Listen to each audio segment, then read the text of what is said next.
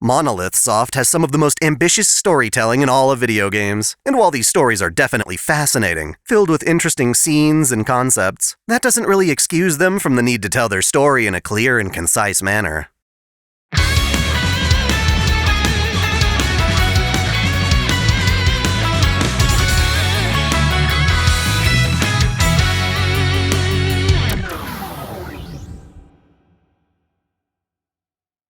Welcome back to OtakuDaiKun. Dai here. So I'm currently working on my Xenoblade 3 lore, and there was something I really wanted to get off my chest. Don't get me wrong, I love this game, but it presents an aspect of storytelling that really bothers me. It's the idea that a complicated story does not necessarily make for a better story, or that being cryptic and leaving things to the imagination and mystery for theories comes at the expense of the actual emotions the characters have. You can see it on stream, but when I beat Xenoblade Chronicles 3, I reached the end, when everyone's saying goodbye to each other, it was really jarring. The idea is that Zed, the main bad guy, is afraid of what will happen when these two different worlds converge, and Origin is existing in order to help people survive that by storing their data and stuff like that. And so the entire game, Zed is putting through this time freeze, basically, keeping everybody in the endless now out of fear for what the future will entail. And our characters, they go and oppose him because of feeling that this endless now is no real future at all. That even if the future is scary, we should push ahead anyway, because that's the only real meaning in life.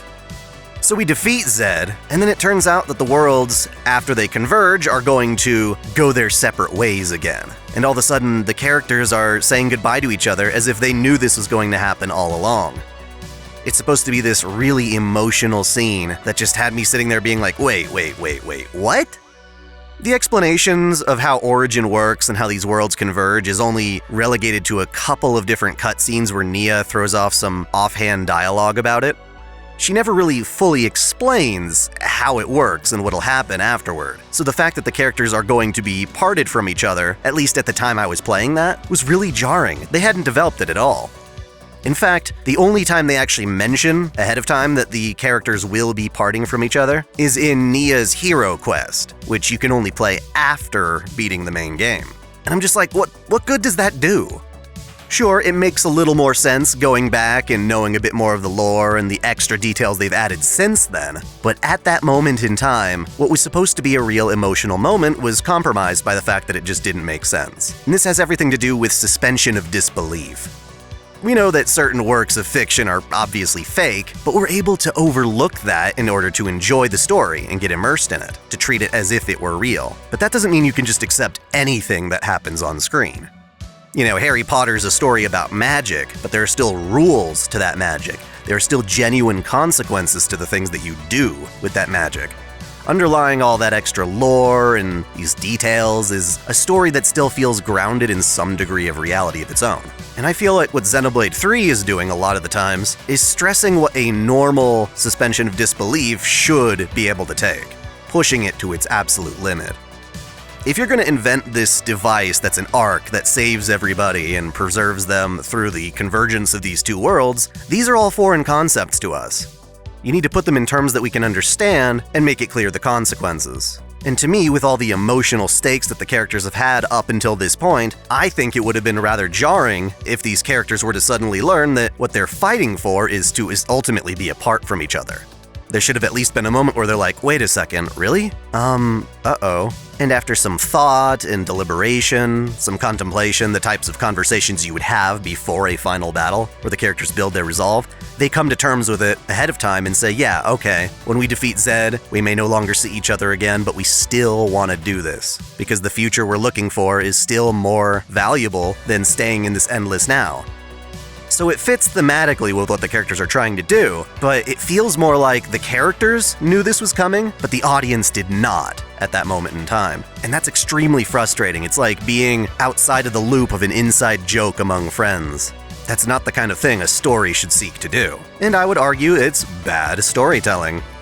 And then, even though the characters are being brought apart from each other, going back to their respective worlds when they're rebuilt with Origin, they keep hinting at this implication that they will one day find each other, and the story ends with Noah, hearing Mio's flute and recognizing it. implying that, yeah, of course, there's still something they remember about each other and they could still find each other again, but none of that's grounded in any actual logic. It's all just kind of wishy-washy feelings stuff.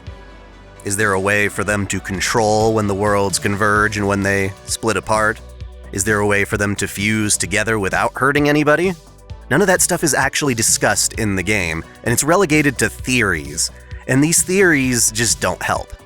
So Xenoblade 3's story left a lot of questions unanswered, and these are things that I was hoping that Xenoblade Chronicles 3 Future Redeemed would, well, redeem, to fill in those massive plot holes, to bridge those gaps. The most obvious piece was with Rex and Shulk, who were implied to be part of the founders of the city, who were rebelling against Zed. One of the things we don't get a good glimpse of is when Ionios is created, this Endless Now world.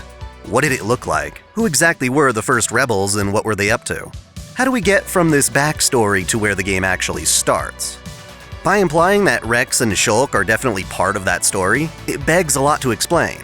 Especially when you find out that Rex and Shulk have kids that live in this world. Kids that are confirmed to be stuck in this process of the Endless Now being soldiers reincarnated to fight in this war again and again and again and again for no purpose other than to provide Mobius fuel and keep this whole charade going. You think someone like Shulk or Rex would just stand by while their kids are abused in this horrible way? That's the kind of emotional thing that I would want to see from this DLC. That if Rex and Shulk are going to be part of this world, we need to know how they feel about it. Instead, what we get is this kind of en media res thing, that even though this is a DLC meant to bridge a plot hole, it still has a massive plot hole behind it.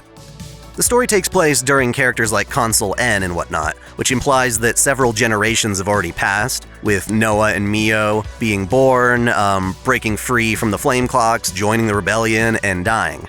Furthermore, their kid, Gondor, is an old man, and yet we've got Shulk and Rex here who don't look like they've aged all that much, maybe a decade or so at most. So how the hell are they still alive? We're talking at least like 100 years worth of time here. And it turns out that the only bit of dialogue that explains this in any official capacity is relegated to an NPC in a text box that's easily skippable. Linka goes ahead and says that basically, when Ionios was created, the vast majority of people were assimilated into Origin, whatever the hell that means. Basically, they were recorded into Origin, their souls, their memories, that's what Origin's supposed to do, right? It's a big storage facility that then recreates the worlds as they were using that data later. But some people, for some unknown, unexplained reason, didn't get assimilated. This would be Linka and Shulk and Rex and all those other characters we see. She doesn't know why. She says it might be for some purpose, but telling us that is absolutely useless. It doesn't mean anything. This is your time to answer questions, and if you don't answer them here, they're just gonna go unanswered forever. The working theory, and none of this is officially confirmed in the game, is that people who are not born in Ionios do not age. They come from a world and time that is now frozen while the Endless Now pervades. So people born in Ionios have their own sense of time, they age, but people like Rex and Shulk are outside of that flow of time. They're not subject to it, and they don't age, which is why they're around many generations later.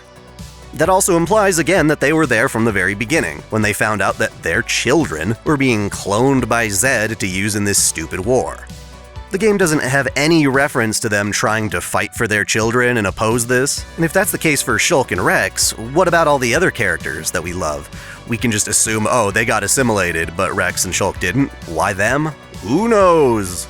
It's all too wishy-washy, and instead of trying to clarify this incredibly important aspect of the story, they instead focus all of their time onto an even more complicated narrative with Alpha, a character who I don't think even needs to be in this game.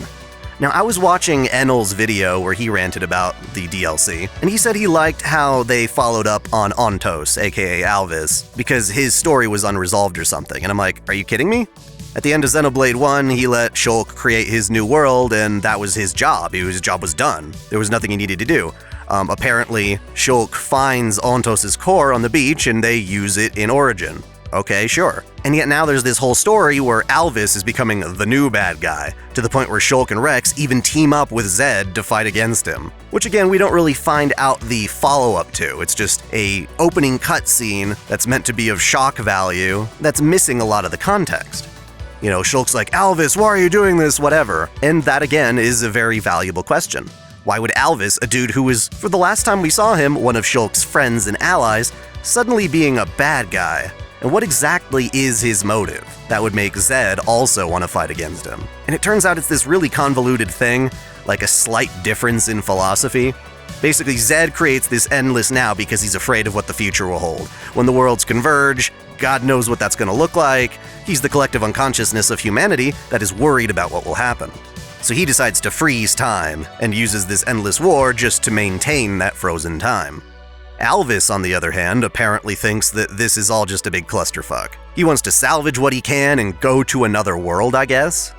Never mind you the fact that they don't explain how he can just suddenly create another world and go there or what that would even look like, but he wants to take a select group of people from the city and take them there. And in doing so, apparently it would wipe out all of Ionios, killing all of the people of Agnes and Keves, all the soldiers who are forced to fight against their will. And yeah, that seems cruel. Alpha's on this whole thing about, oh, we need to cast off the old, we don't need the old people of Ionios. It's like, it's not their fault. Why couldn't Alvis, in theory, take all of the people, including Keves and Agnes, to another world? If he has the power to go to another world, where is the limit to say he can't do this or that? This is basic world building that's just loosey-goosey. If your character can go to another world, create another world, what can't they do? And why can't they do it? And why would Alvis want this in the first place? His entire spiel was letting Shulk, in the main game, oppose Zanza and show that humans could forge their own path. But the explanation that A gives us later is that Alpha is now more of just a machine. Alvis is now calling himself Alpha because Alpha's just a machine. It's machine logic, there's no conscience to it. A is the conscience that was Alvis, that is now split from Alpha. And it's weird that if A is supposed to be Alvis, why the hell didn't Alvis split way beforehand? If you think the Alvis that was buddies with Shulk was still in there, why would Alpha be acting that way? It would make more sense to say that Alpha started acting that way after discarding A, but that's not how the story is told. And it makes you wonder, well, wait, why would Alpha not like A anymore? Why would it want to cast that away, or why would it suppress it, or whatever the hell it's doing? There's really no motive for why Alpha would actually act like this, and I think in the wiki that says, well, once Klaus died, Alpha, Ontos, just became its core crystal again and started acting like a machine. But there was nothing in the original Xenoblade that I can recall that said that Klaus was responsible for Ontos acting like a human in the first place. There was no other explanation. We just assume that Alvis has this artificial intelligence, has a will of his own. It was never tied specifically to Klaus, not that I was aware. And to make things even more confusing, when you defeat Alpha at the end of this DLC, he smiles. He smiles and accepts his defeat with grace. Why? There's really no motive to do this. If there was Alvis still in there, then I could understand the smile. But the whole point is that Alvis is now acting like a machine. A machine that now smiles. And then there's the fact that they're working with Zed. Zed wants to cooperate with them in this one aspect. You'd think there would have been a conversation that might have happened where they're like, okay, so Alvis here wants to wipe out all of Ionios with only taking a select few humans. That sucks for both of us, right? And Zed's like, yep, that sucks. And so they team up. That would have been a good thing to mention, at least the concept that they had this conversation, if not shown us the actual conversation itself. And I say this because these games are filled with cutscenes. If they're not the main story cutscenes, there's tons and tons and tons of skippable dialogue from NPCs scattered throughout the world that you do these side quests for. But the vast majority of these side quests don't contain anything important to the actual main story. It's like, oh, you're helping a Nopon who's afraid of whatever, you know, and it's just like these random side quests to buddy up with people that don't matter to the story. Couldn't they have used even a handful of those cutscenes to actually flesh out these gaps and make the story more comprehensible? It's as if the team that was writing the side quests and the team that was writing the main story had no communication with each other. And again, this ties back into suspension of disbelief. If you're going to introduce a concept, you need to follow through on it. The best example of this comes with Noah's weapons, N's weapons, and Matthew's weapons. They're just basic fucking questions about these things that aren't explained well in the story. Throughout the base game, Noah uses a weapon called Lucky 7, also called the Sword of the End. It's the reason he is able to destroy the enemy flame clocks, because other weapons can't do that. He's given this weapon by Riku, and there's not a whole lot of explanation as to where it came from or why. Future Redeemed does give us some more detail that Melia and her Nopon engineers created this sword. It's a sword that's made using Origin's metals, meaning that it can contain the minds and souls of people, which is why it has the ability to cleave the world that Zed has created. It's the collective unconscious being destroyed by another conscious. A battle of wills, if you were. But during this explanation, Riku says that the sword was made using special people inside it. But exactly who those people are is just maybe inferred, but it's not confirmed, and there's no real leading theory that I think makes sense, and even if it were just the leading theory, it's just a theory. Which is extremely lazy. Why just say, oh, special people? Why even say that? Why have that quote? You could just have, it's a weapon that can destroy the flame clogs, because it was built in a special way. You don't have to say, like, there were certain people that were inside it, because now we have to know who those people are. The moment you bring up a fact like that means you have to also provide the explanation. Versus if you had just said it's a weapon that's cool and could do this because it has Origin metal, I would have accepted that. The other problem here is that the other two weapons for Matthew and N are even more confusing.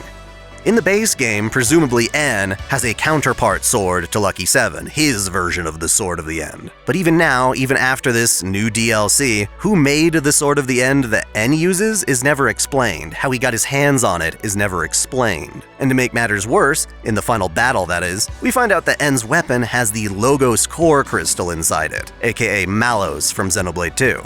Why? Don't know. What does it mean for the power of the weapon? Don't know. This kind of thing holds a lot of implication. In Xenoblade 2, the Aegis, the blades made from the Trinity processor, are a big fucking deal. They have the power to destroy an entire Titan.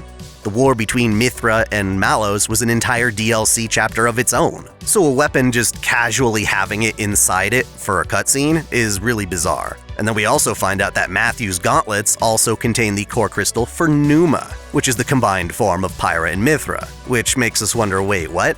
Last we saw from Pyra and Mithra, they were separate. They each gave birth to Rex's kids. So did they recombine? It's never stated that they do, it's just implied now. But why would they do that, and why would they allow themselves to go into this weapon?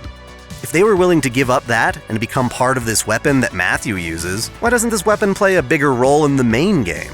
The assumption being that Melia has now made all three of them. She's made two swords that are both called the Sword of the End, one of which is nicknamed Lucky 7 and gets used by Riku. Does this sword also have a piece of Logos' core crystal? Don't know. Are the special people inside of Lucky 7 somehow more powerful than the Logos core in N's weapon? It's all up in the air. And so just basic questions of where the hell did this weapon come from, who made it, and why does it work the way it does are completely unconfirmed.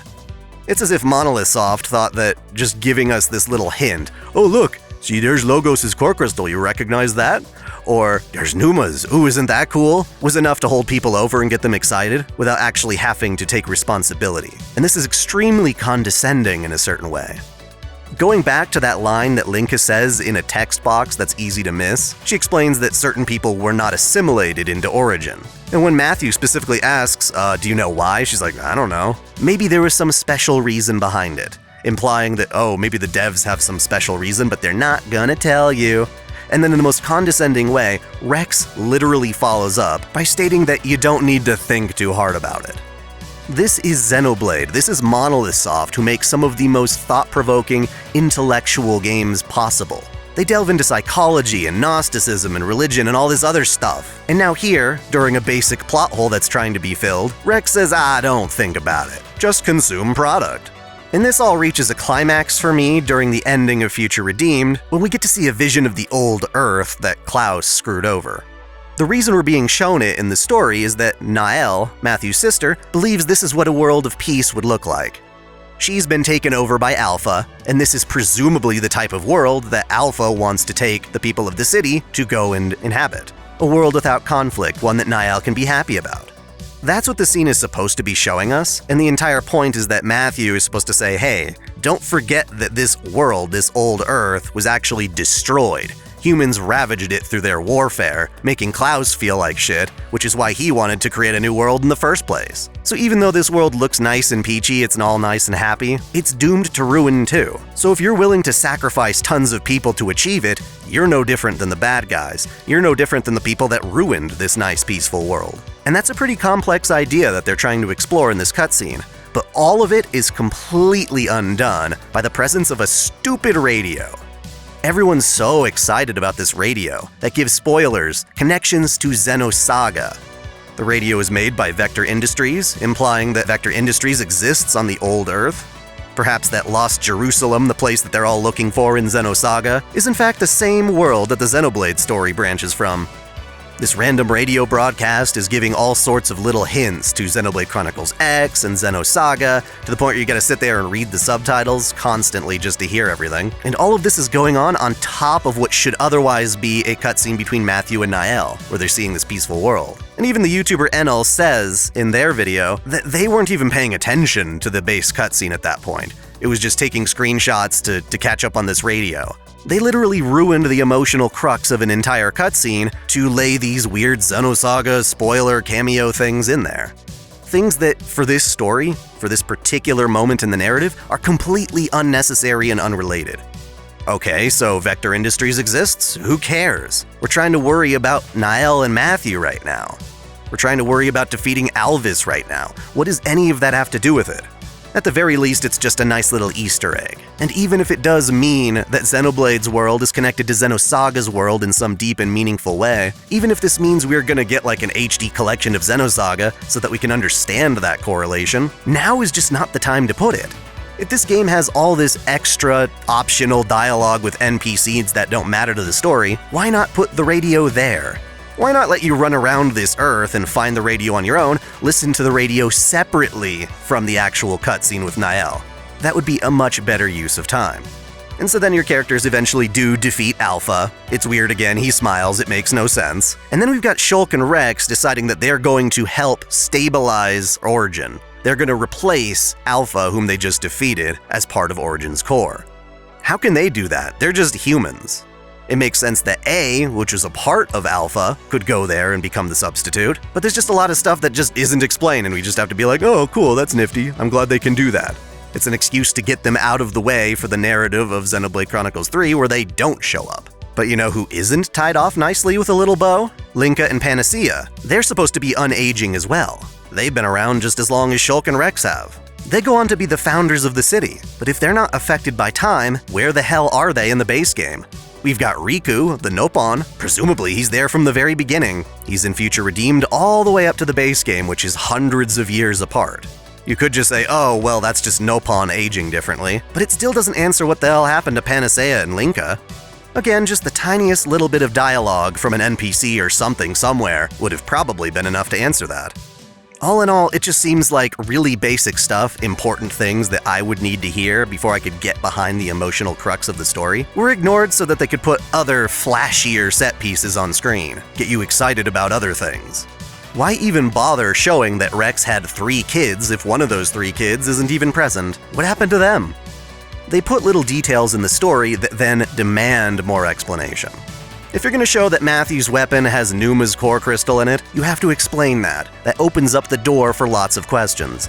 If you didn't put that little flashy Easter egg in there, then we could have just accepted it as him using his Ouroboros power. It would be fine. And to wrap this whole thing up at the end credits, they show us a glimpse of the 2 worlds separating again, which is what we understood them to be doing in the end of Xenoblade 3, and then all of a sudden they just decide, let's recombine again. The light flashes on both of them and become one solid planet. There's no dialogue, there's no way to explain exactly that that's what's happening, but it's just saying, oh yeah, remember that weird, oh they'll be together again thing we hinted at the end of the base game? Well yeah, we're gonna show you, now they're all together again. Except you don't see them together again, you just see the planets merged. Originally they showed us these planets coming together, and they were going to kill each other. That it was a bad thing, so how are we supposed to know that this is a good thing all of a sudden? They could have showed people relaxing in the city with the radio explaining what happened there. Something like, after years of research, Professor Noah found a way to work with the Nopon to merge their worlds again. You know, anything like that. It would be worded better than what I just did probably, but any of that's better than just, here you go. And instead of thinking about that, everyone's excited about this little blue dot coming towards the planet. Just a dot. It could literally be anything. Anything that flies in space could be coming towards this planet. And in the absence of theory crafters, this little dot could just be anything, like a shooting star. Who gives a fuck? But everyone's like, oh my god, is that Cosmos? Is that Elma? You know, trying to tie these worlds to Xenosaga or Xenoblade X. And part of me's just remembering, well, if it were Cosmos, what does that matter? Why do we care? I had to think back to the end of Xenosaga 3, where Cosmos' body is floating out in space. I didn't remember there being much of a meaning to that. She sacrificed her body in order to destroy a giant gnosis, buying the rest of the party time to complete whatever weird ritual they were trying to do. And after that, her body's just floating in space. Everyone's like, oh, but she's floating toward Lost Jerusalem. I'm like, really? It just looks like an eclipse to me, I don't remember that. Was there ever any explanation in Xenosaga 3 saying, oh, that was Lost Jerusalem? And if it were, what does that even mean? Is there some gravitational field that's conveniently pulling Cosmos to the one place in the universe everyone was looking for? It doesn't mean anything. It's wishy-washy. And maybe, just maybe, there will be a Xenoblade 4 or a Xenosaga 4 or some sort of weird collaboration, and it will explain exactly what was happening there. But it seems like they're using the current game that they haven't even finished telling the story for as a billboard for another game that doesn't exist yet. And generally, I feel like this is an issue with a lot of Monolith soft titles. They keep trying to tell these stories that span multiple games, these epic sagas that can't be told in one single release. Xenogears wound up being one single game that uses lore from a whole set of planned games that never were realized. Instead came with a book, Xenogears Perfect Works. Xenosaga was supposed to be at least 6 games, but due to development hell it got crushed down to 3. And trying to understand Xenosaga is confusing as hell to the point where the game itself needs its own glossary in the game, just to remind you of the basic buzzwords they're throwing your way all the time.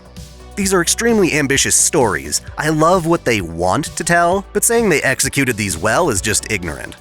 Xenoblade 1, I think, was such a successful game because at the time it wasn't meant to be this massive saga, at least I don't think it was. Takahashi and his team were able to make one single story that began and ended on its own terms. It didn't need any more story, it resolved itself all within that one game. All of its connections to Xenoblade 2 are retrofitted afterward. And now that we've got Xenoblade 3 combining the worlds and doing all this other stuff, I'm on board with it. It's a lot of fun, but it has come at the cost of not explaining everything properly. And when you fail to establish that foundation of logic and reasoning in your world, where things actually have consequences and you can predict those consequences, scenes that are supposed to move you emotionally just fall flat. I remember the endings of Xenosaga 1, as well as Xenogears. When Joanne Hogg came in and sang those beautiful songs.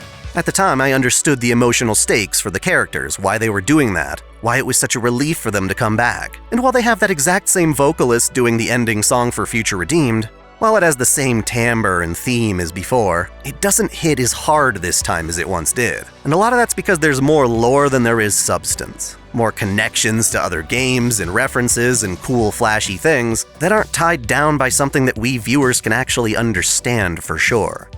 I said this at the beginning, but don't get me wrong, I love this game. I enjoyed it so fucking much. And I am currently working on a lore of the game that shows off all these really cool, crazy ideas. It's just that when writing that lore, I notice how many little plot holes and things I just kinda have to gloss over in order to make sense of it all.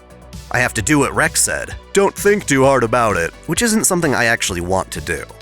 I wanted to get all this off my chest because I am so passionate about these games, and I hope you enjoyed my little rant. What do you guys think about this type of storytelling? Did any of the things that I've complained about bother you just as much, or were you totally fine with it?